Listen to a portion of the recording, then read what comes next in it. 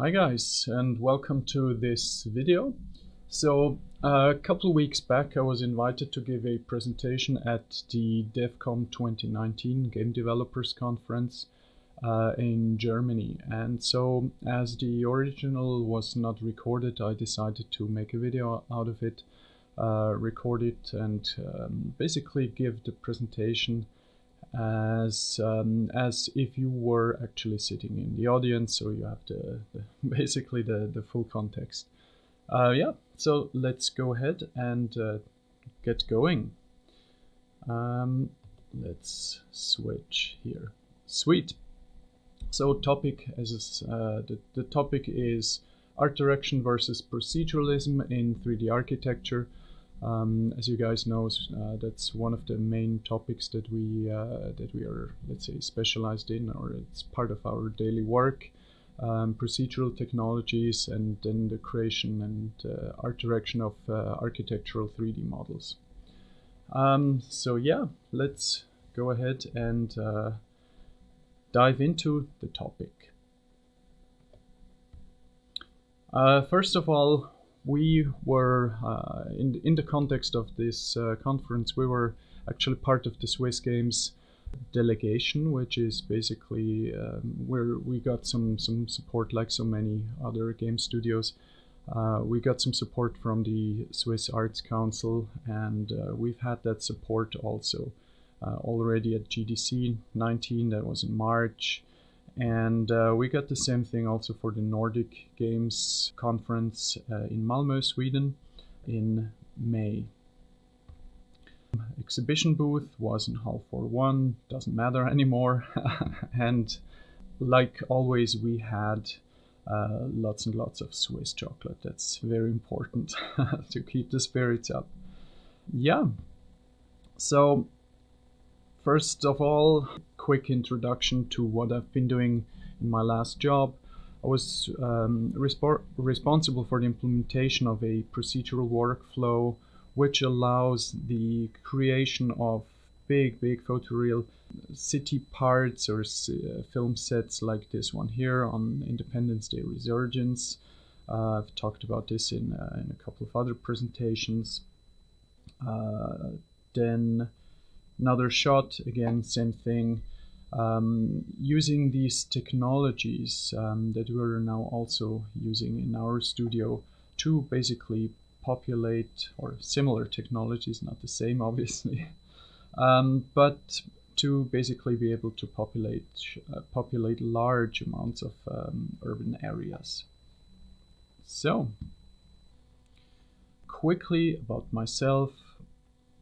My name is Matthias Buehler, and my background is in classic architecture, so not software architecture, but the one oriented towards the creation of buildings. I'm founder and CTO of Urban Studios. What we are doing is basically technical services in the realm of 3D urban environments. I was working in the field of software development, 3D software development as a product engineer, did lots of tech support and so on, especially for the tool called City Engine. We get back to this in a minute, what that actually is. And then what I've been doing otherwise also is consulting in actual real world architecture and real-world urban planning, doing lots of different trainings also for architecture companies like, for example, Foster & Partners in London, some big engineering companies in Sweden, and so on. I'm also a Gnomon workshop instructor. That's basically the training video part of the Gnomon School of Visual Effects in Hollywood. And Hollywood VFX, as we said, as we've seen before, basically worked on a movie, just one for now, but hopefully this will change again. Sweet. So all in total, I've been dealing with procedural city modeling in a creative environment and in an architecture and urban planning environment or context for the last approximately 10 years. agenda, quick intro, then procedural content, challenges, our approach at Urban Studios here, then quickly the outro. By the way, the timeline is also down here. Sweet. So current team that we have here at the Urban Studios is 9 people, plus 2 cute dogs named Ago, that's the left one, and Carletto, the one on the right here. So we've been doing multiple different things in the past. This one here is for the city of Zurich, virtual or a historic reconstruction displayed or shown as a virtual reality animation where you're sitting on a chair and you can basically observe this 3D world using an Oculus Rift, and there's a narrator telling you all about the living conditions and how people lived in Zurich 5,000 years ago. Then another project we did for the Ideal Spaces working group that I'm also part of. So this was more like an artsy project, or it has parts of history too, but it's more like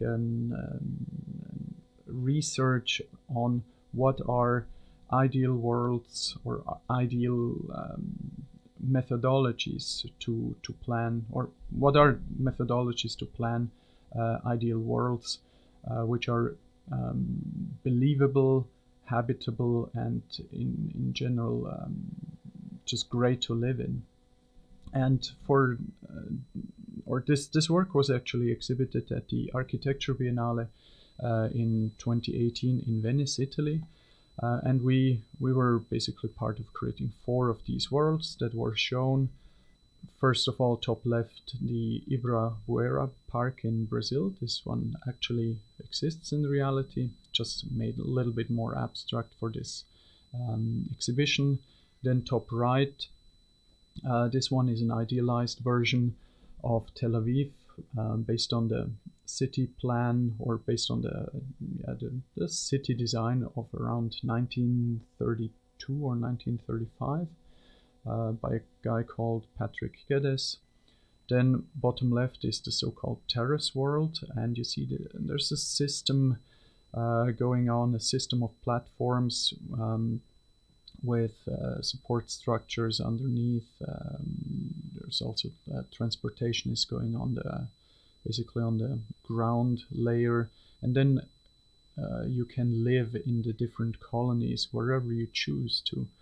And then there's also parts that we added that are not visible in this screenshot here, or only partially. There are 2 Islamic gardens which we have added because they have such beautiful architecture. And then on the bottom right here, this is a reconstruction of Sforzinda. It's basically a city, or an ideal city planned and never built in the Italian Renaissance. Then another project which is basically a visual effects project. This was a cartoon animation where we helped to create a large portion of Istanbul in Turkey.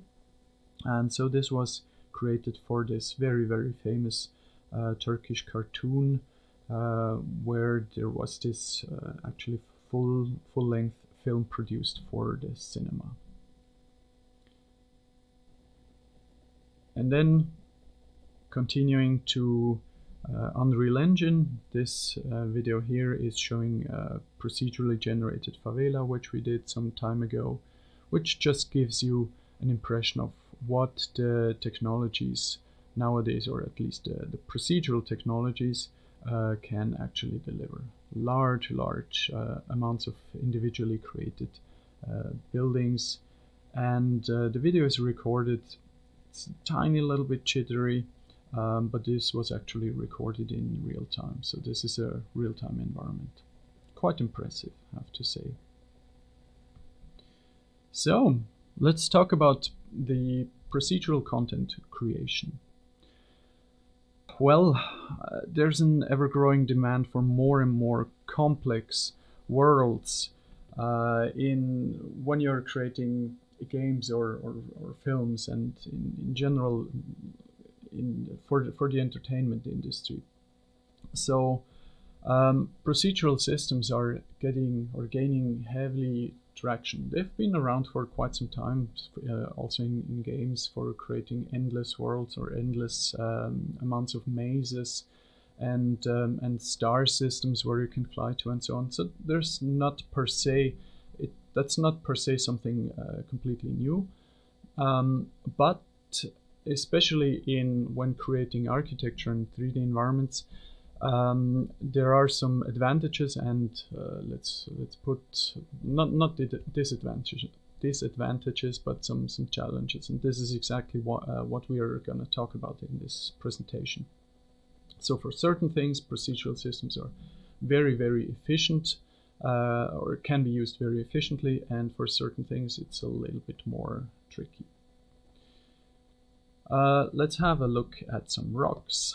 Procedurally generated rocks, certainly something where procedural systems are, and especially also procedural texturing, can be very, very efficiently used.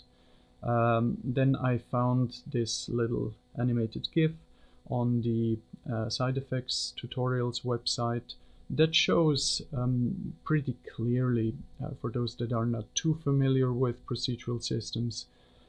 So the input is basically, in this case, it's a curve, and then the rest of the construction is basically done by this procedural rule set or procedural system, which generates all the elements of the fence, including the rotatable door.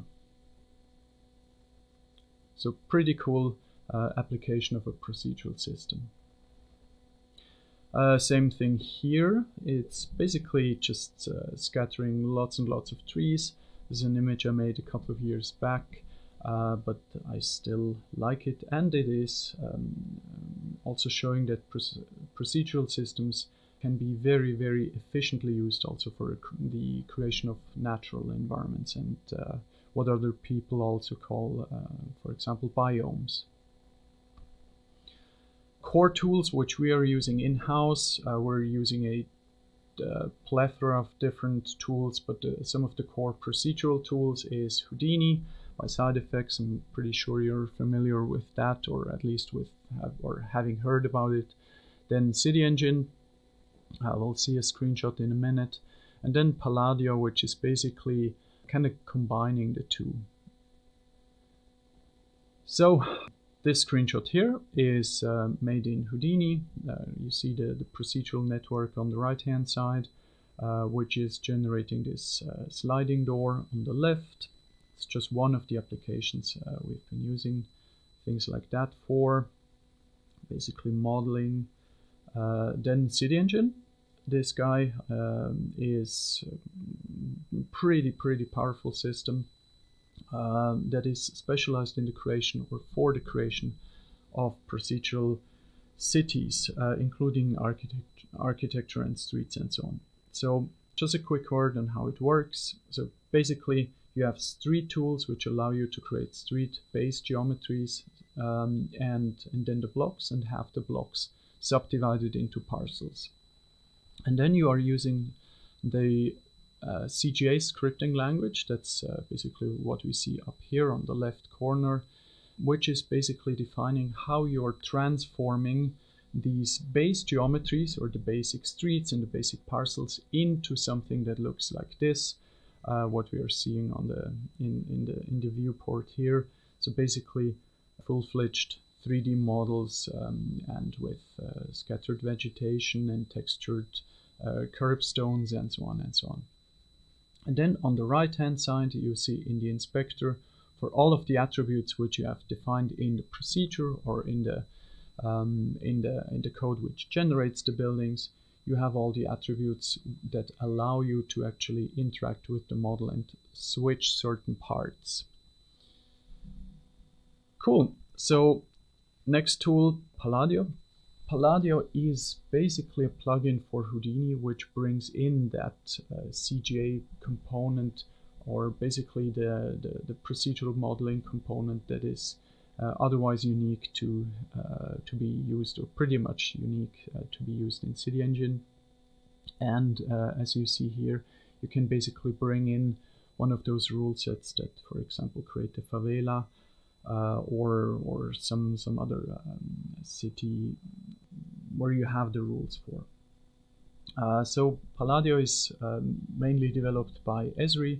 I'm also kind of part of the development team. I'm doing more testing and managing and basically helping Simon, the actual programmer, in doing specifications. And so we've been working on this for quite some time, pretty much about 4 years. Meanwhile, time is flying.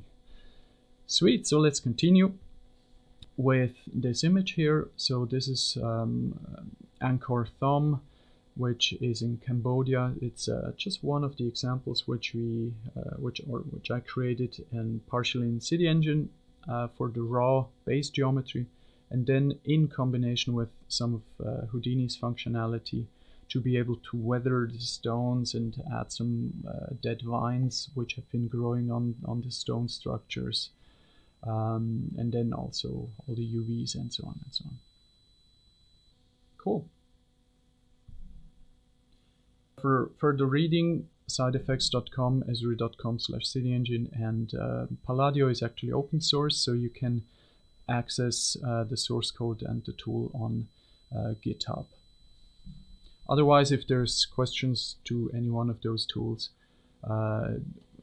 either comment in the video below or send me a message on LinkedIn or contact Urban Studios. I can help with that stuff.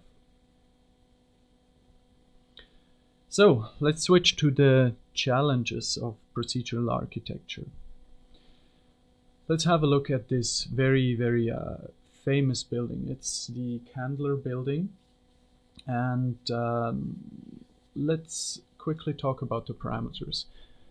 We've seen on the right hand side in City Engine the inspector, where I mentioned that you can switch some of those attributes. And for procedural modeling, that's actually the core part on how you design something that is created procedurally. Sometimes it's parameters, sometimes it's attribute, but it's basically how or which are the cogwheels basically that you can rotate and to fine tweak the generation or the creation of the procedural model. And so typically this is done with parameters. Let's say parameters for now. So let's have a look at this building here. First attribute or parameter that I would say, number of floors. Pretty intuitive. So number of floors, 1, 2, 3, and so on. So it's going to be like 17 or so. So it would be really cool to have a parameter where you can switch between either 5 floors or 200. Let's continue. Number of base floors, also pretty intuitive to understand what this actually would mean or change in the design of the building when you are changing that parameter. In this example here we have 2 base floors, pretty straightforward. Let's continue. Number of top floors, 3. Also very intuitive. Then it gets a little bit more tricky, tiny little bit, ground floor height. So it may not be very well visible here, but the number of or the height of the ground floor typically is a little bit higher in especially in commercial buildings like that, or bank buildings and so on. These 2 first floors may be a little bit higher, so that may be let's say 4.5 meters or 5 meters per floor. That would be around 15 feet in the States. I'm not sure because we're using the metric system, obviously. And then the upper floors will be a little bit lower. So then the same thing, you may want to actually be able to drive the height, the upper floor height. So these were the green ones that are pretty straightforward to understand, but now we are diving in the yellow ones. So window types and window widths. By the dot dot, I'm basically implying that there's not a single parameter, but you can have 2, 3, 5, 10 parameters depending on how far you want to go. So let's have a look at that. Window types and widths. So if we are going in just to the basement here, we see there's a big window here, a small window here. So that's already 2 types of windows. Then on this floor here, we have a smaller window that is actually 2 in a row. Then there's another one that has 3. What are these called? Wings. Let's say wings. And then at the very top we have 3 very small windows that are actually in a row. And at the very top we have 2 separate ones again that even have an arc. So it's like 7 or so different window types that you may have to individually create as an asset and then insert and define where they are inserted. And then the widths, second part of this bullet point, is basically what is the spacing between. So here we have the spacing between the corner of the facade and the first window where it starts. Then there's a width between the 2 windows, and so on and so on. You get the point. Then the window distances between the windows. It's actually very, very similar to the window widths. Basically, how is everything separated? Then columns and pillars. Another one of those elements. Where do you want to place them? Which one, or how does each of the columns actually basically look? Where do you insert which design? Let's continue the deco or decor. Basically, do you have these, let's say, floral ornaments, or sometimes you see entire statues and so on. How are they distributed? Where do you want to have those? So you see there are lots and lots of different types of parameters which you need to be able to feed the procedural system with the necessary input on how you want to design the building. Obviously, you can have different facade patterns with different facade rhythms, and so on and so on. But now the last point, and now you also see we're going from green to yellow, and then we continue to red, so it's getting more and more tricky. Now, what does the red one actually mean? So let's suppose we have about 50 parameters to drive the design of how you want that facade to look.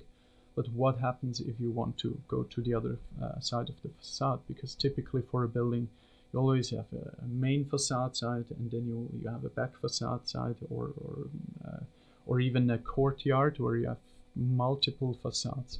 So if you want to design every side individually, you basically multiply the number of parameters.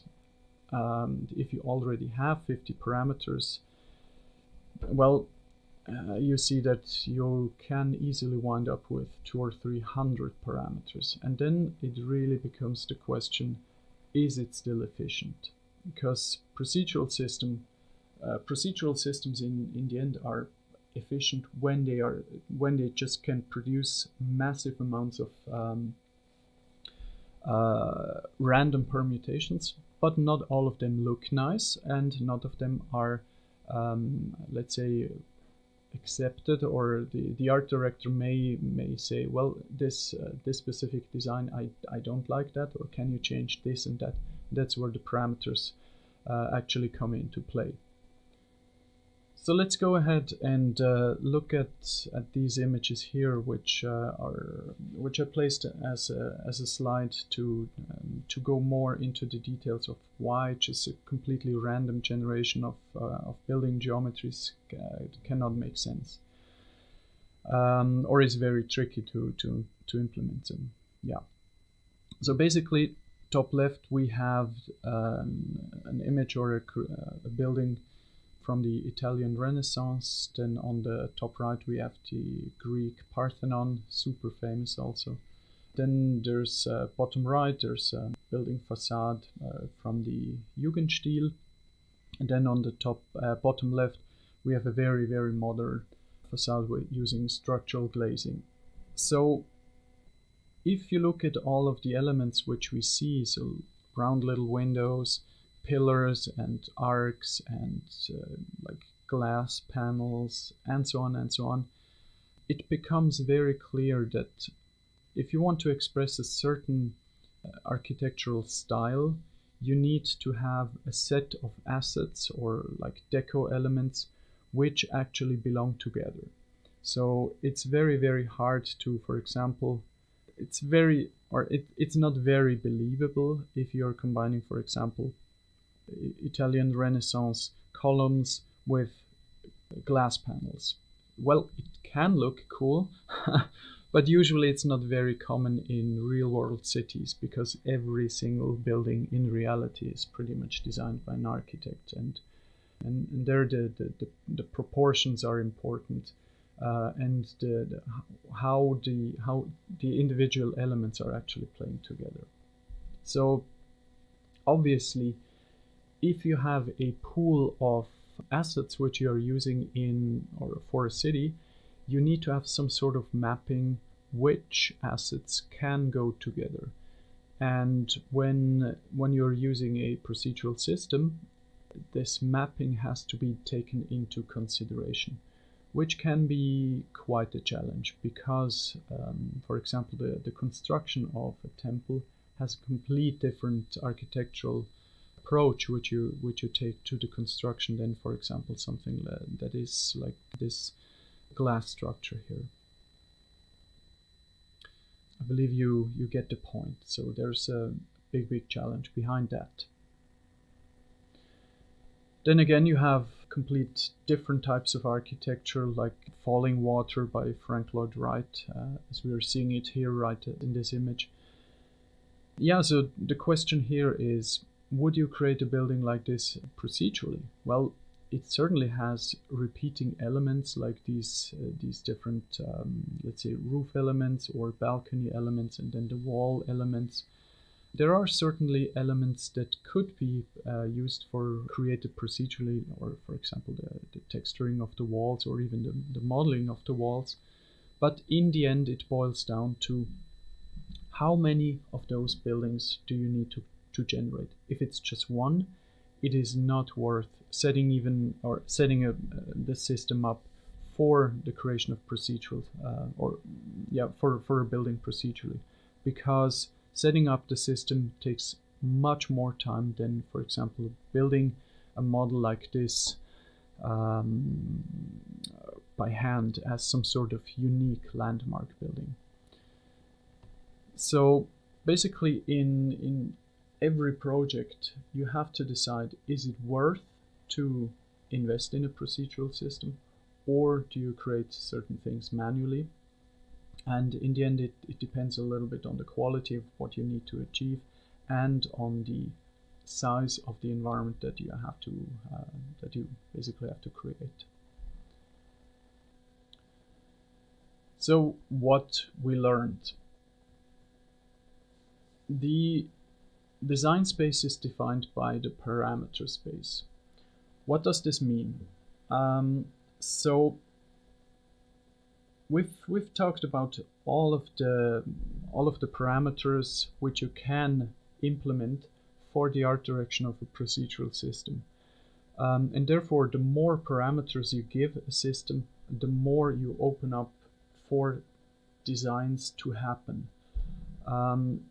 Of course, you can also have parameters which are completely randomized, where you are not trying to interact with the system, and you just accept the randomness basically of the design which is emerging from the procedural creation of the architectural environment.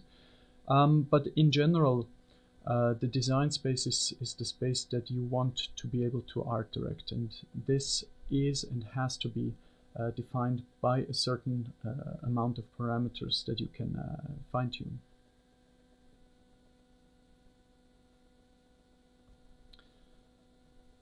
This is actually very similar to Louis Sullivan's statement form follows function. So Louis Sullivan is a very famous architect or American architect that basically said form follows function in the sense of when you are designing a building, it should follow what the building is designed for. So designing a hospital results in a complete different form or structure of the building as you would, for example, want to have as an outcome from designing a church or a car factory. And so this is it's a very similar mindset of when you are designing a procedural system, because you need to know what are the target goals of what needs to be constructed. So basically, let's say a certain type of architecture, but also how do you design the methods of how you can control the system and art direct the system, or the resulting geometries which come out of the procedural system. And so it also becomes very clear that only a few of the parameter combinations out of all that you could have make sense. Also, we have talked about the mapping of which assets that you're using for the creation of the buildings actually go together and create a harmonic look for the individual buildings.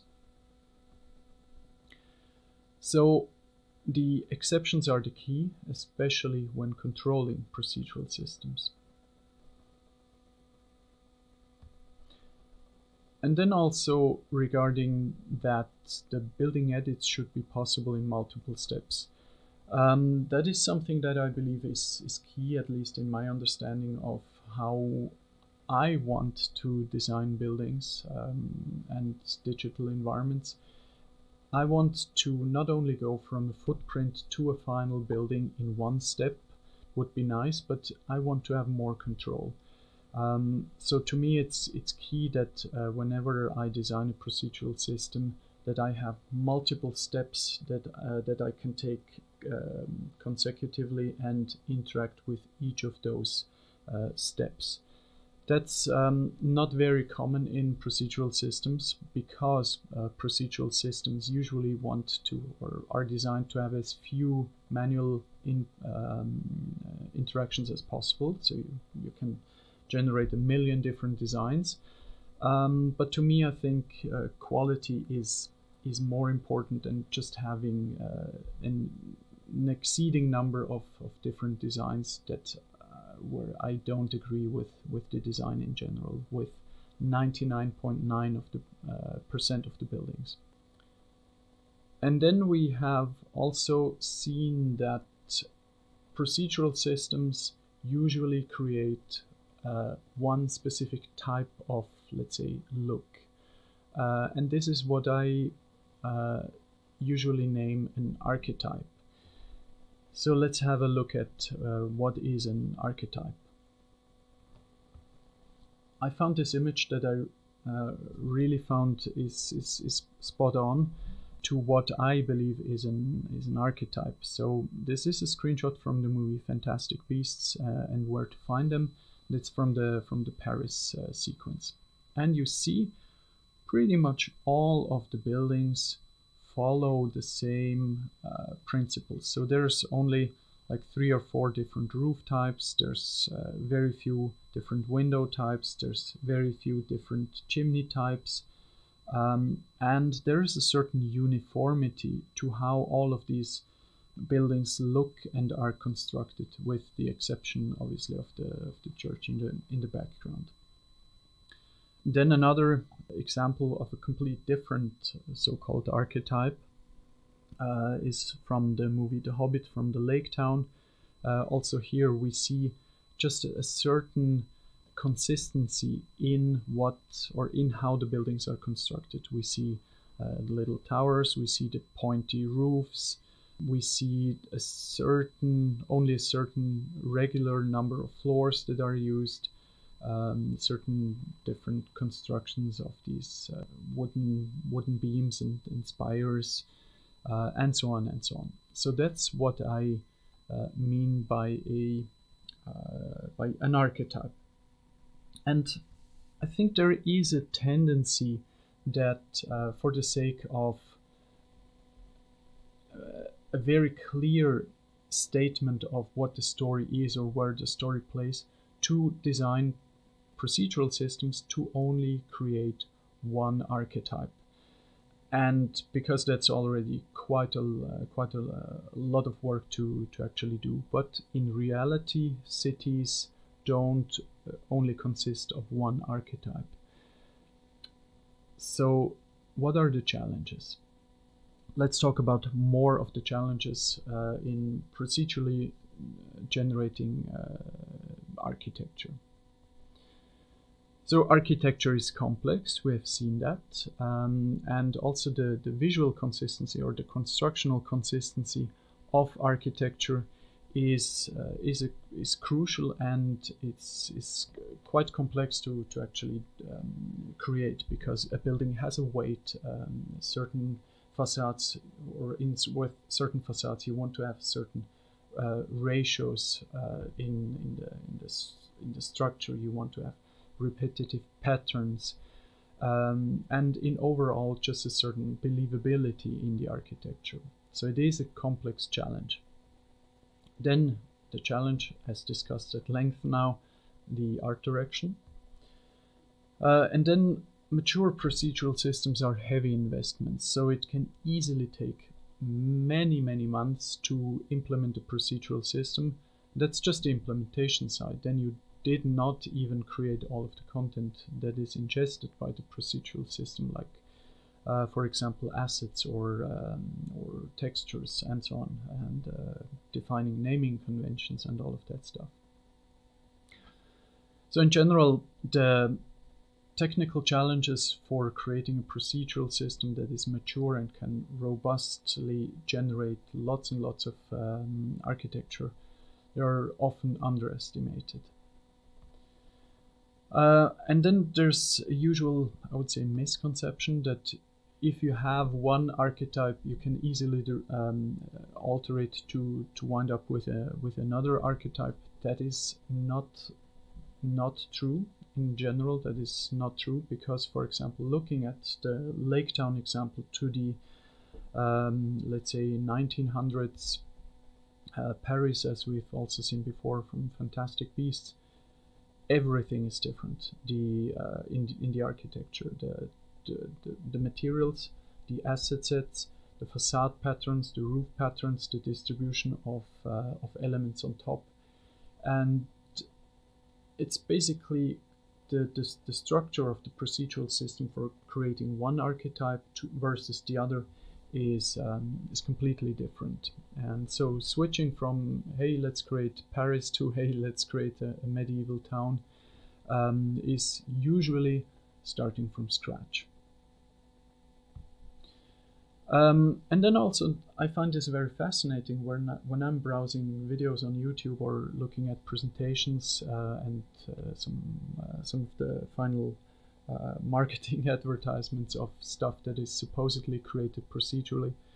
It's usually unknown of what is actually finalized as a procedural output and where did people do manual touch-ups, or for example went in and manually fixed some of the facade patterns or added some details. So that is usually very unknown of how the final delivery or the final result is actually retouched.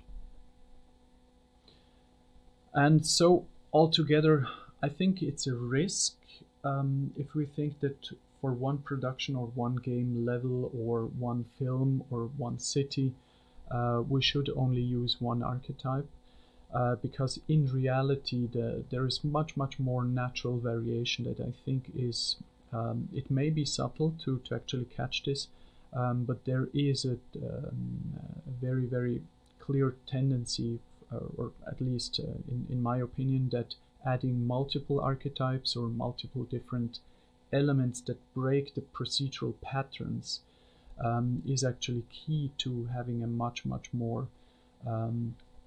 broad variation for the design of your environments. So our approach in our studio, where is our focus? Our focus is in certain architectural based design principles. I mentioned this before, using multiple steps to tackle especially the creation of buildings.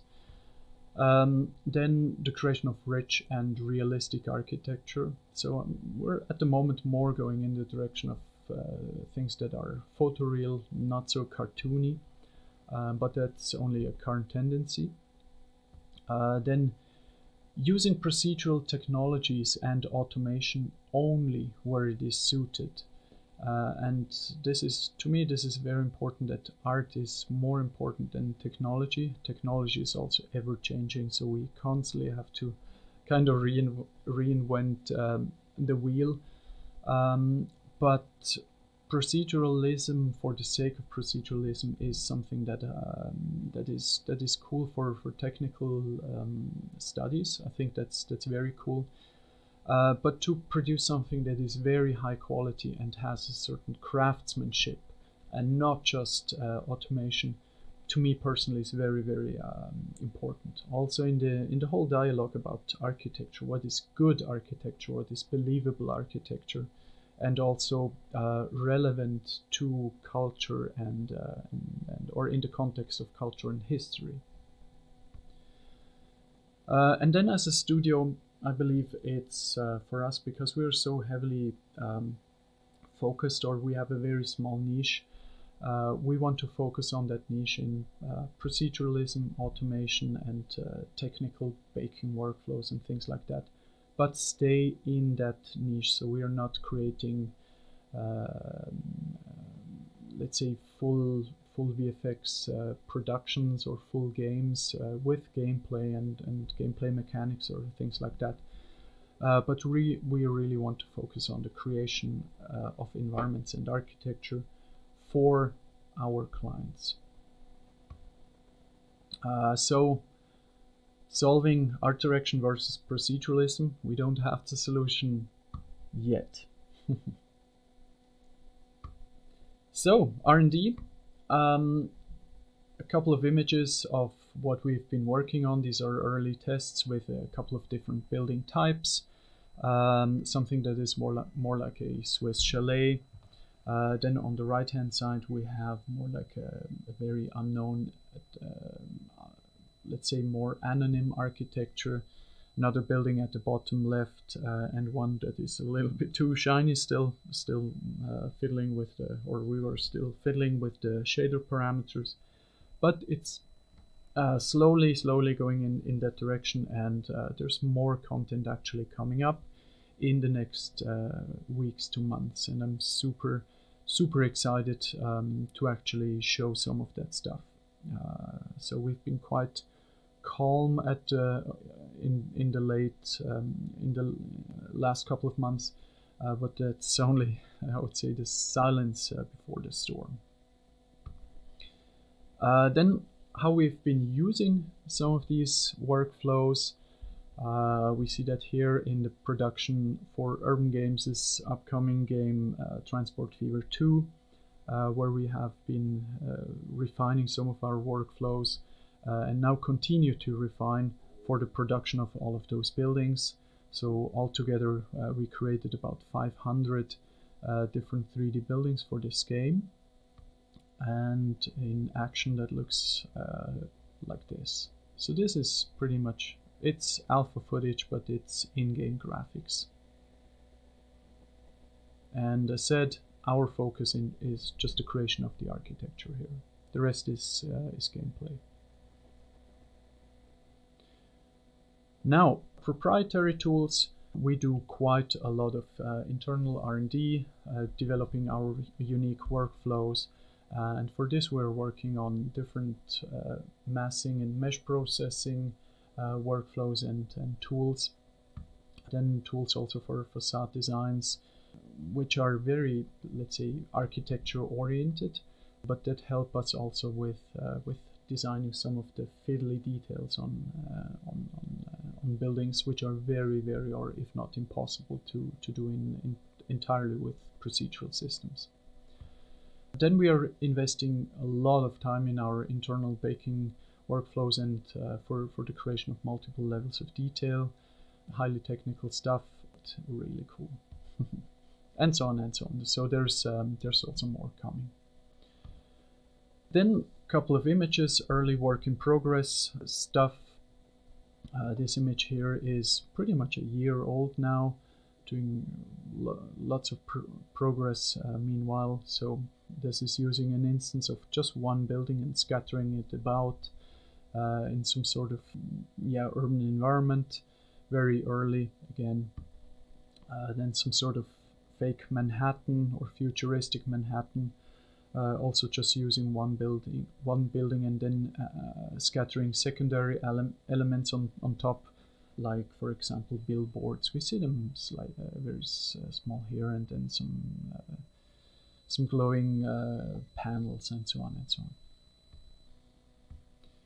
Yeah, so hopefully we can show more hyper-realistic content as this image here, this favela that created with my friend Cyril a couple of years back. So we're working on more content that is going in this direction, probably even higher, or more, no, not probably, much more higher in realism than what we are seeing here, for use for game productions, but also visual effects. So hopefully we are going to be able to see some of our buildings actually being used in high-end visual effects productions.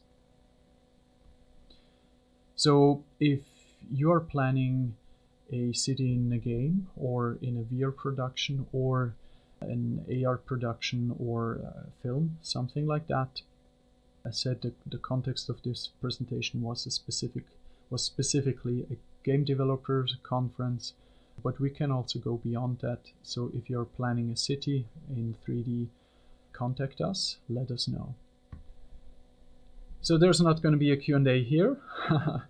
If you have some questions, please let us know in the comments below. Please also sign up or subscribe to the channel. Otherwise, if there are some questions, please feel free to contact me via the email address. Follow me on Instagram, Twitter. Also follow us on or follow Urban.io at Twitter, and sign me up on LinkedIn.